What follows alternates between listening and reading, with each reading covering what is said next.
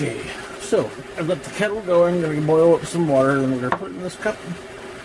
Warm up these three guys. Hopefully pop the heads off of them. This is my first time popping heads off of the Super7 figures. So hopefully this goes smoothly. We're going to do this Wesley first, because I do have a backup Wesley in case things go wrong. Hopefully they don't.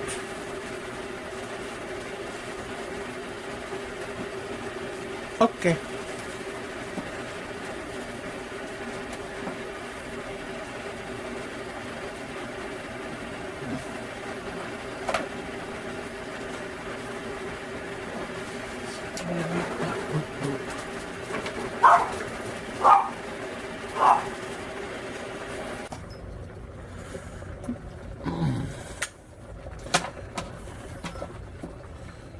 Okay. And the water has just come to a boil. We're going to pour that off into here. And drop kiddo in the pool. And give it about 2 minutes. It's no good immediately pulling it out because it's going to take some time for that to soften.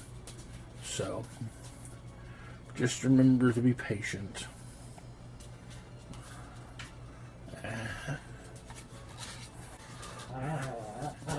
Okay, let's see how we're doing. Give it a little shake, and it is warm.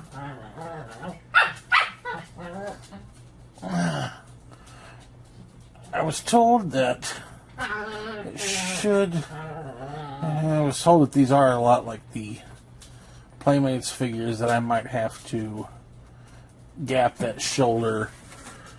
The good thing is it doesn't look like any paint's coming off.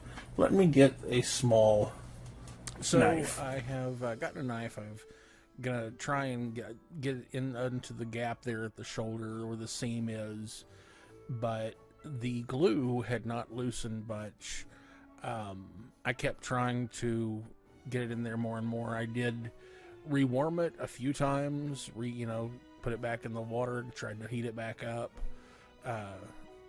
tried to soften whatever the glue is, but the glue that they use to hold their seams is, well, I guess it's because it's new, whereas whenever we're working on 25, 30-year-old Playmates figures, it's a lot older and a lot easier to break apart.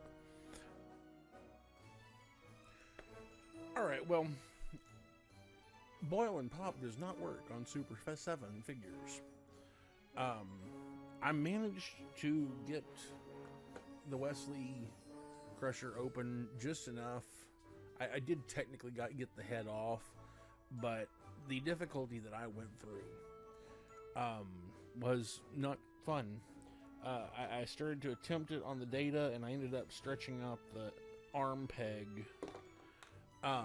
If it wasn't for the fact that I only paid like $2 to $3 a piece for these, I would be kind of ticked if I'd paid the full $20 price that these typically are. But yeah, I can tell you, I'm going to continue on with these, but customizing the Super7 figure is probably not going to happen if I can't, continue to get them at, reasonably cheap prices, because a mistake on a $2 figure is not a big deal. A mistake with a $20 figure, that hurts. So, what I'm going to do is we're just going to cut these heads and a couple of hands off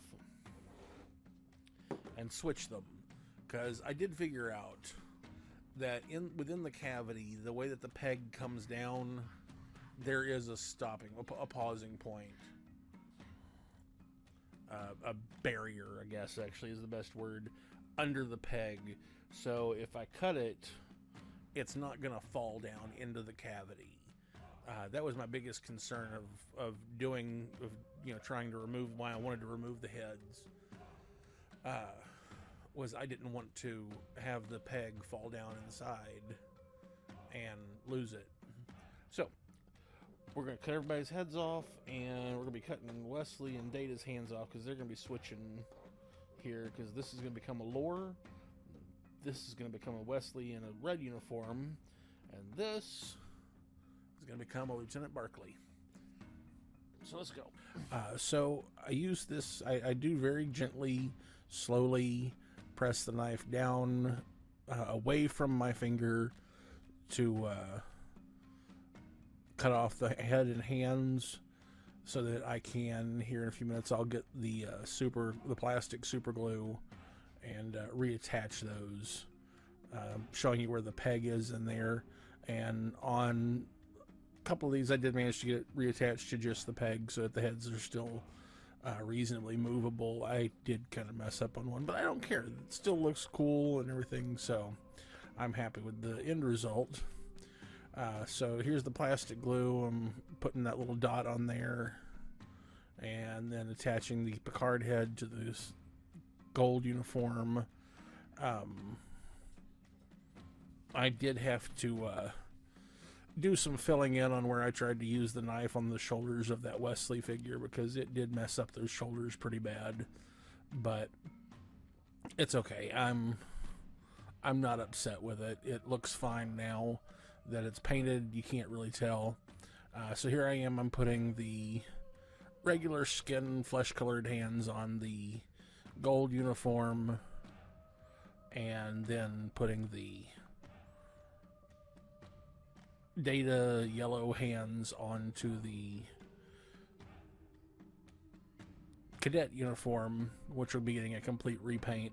So here the Wesley Crusher is essentially done at this point. The glue still needs to dry a little bit, but he's completely finished. So I've got my Ensign Crusher. Oh, I do have to paint out the pips, because he's got 4 pips on him. I gotta get that down to 1. So, little fix there. Now, for Lore, I am just going with the solid black outfit. I'm using this Tester's enamel paint. Sorry, I go off screen a couple of times, holding them kind of close to my face. I'm getting blind in my old age, I guess.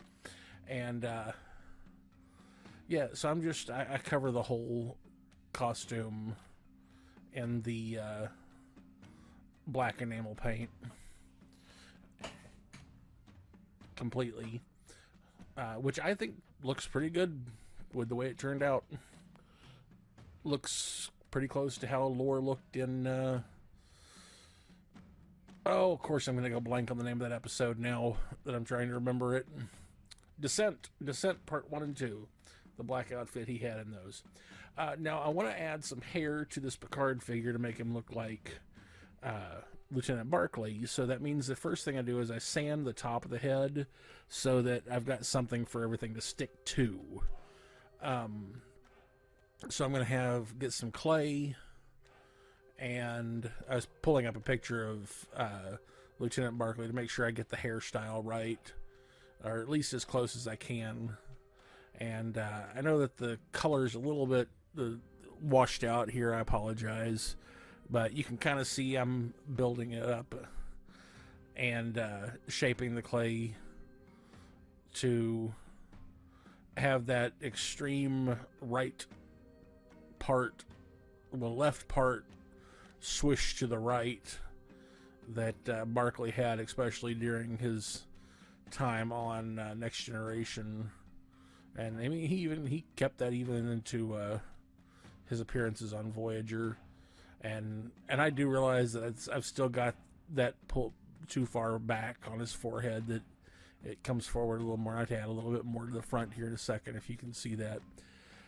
But I use a toothbrush to get sort of the detail of hair. You just brush it the way you want the lines of hair to look, and it looks like hair. And I come back in and I add some more of those fine lines and get it to where it looks like hair in there. I keep adding a little bit more just because I don't want, because Barclay's got a little bit of a receding hairline, not too bad, but I want to try and get it as close as I can to on the show. Now, I've let it dry, and I'm going to paint it first with a light brown, and then I'll go back in with a dark brown over that to sort of match the color of the character's hair as closely as I can. I think I do go in with just a hint of gold at the end as well, do sort of a dry brush. But I know it's first the light brown, and I put just a tiny bit on his eyebrows. I do make a wash with the dark. That's what it is, to make it blend it into the brown colors a little bit. And then at the end is where I do a dry brush with the gold, just to give it some highlight a little bit. Because Barclay, his hair, it's brown, but it's sort of a blondish color. But this is it. This is them finished. I have all 3 figures done. I know that I got too much light, so that they're very washed out still. But this is the completed Super 7 customized figures that I made of Lore and Barclay and Wesley Crusher.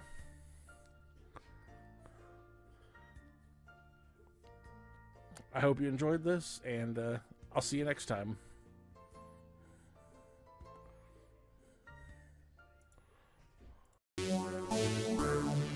If you enjoy my videos and want to see more, please like, subscribe, and hit that bell icon. Also, you can support the show by signing up on Patreon, or head over to Zazzle to pick up prints of my artwork, prints on canvas, t-shirts, and other merch. You can find me on social media.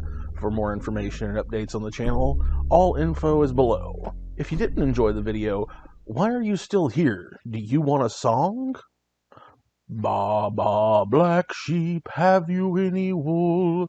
Yes, them, 3 bags full. 1 for the master, who can screw himself. You can listen to somebody else.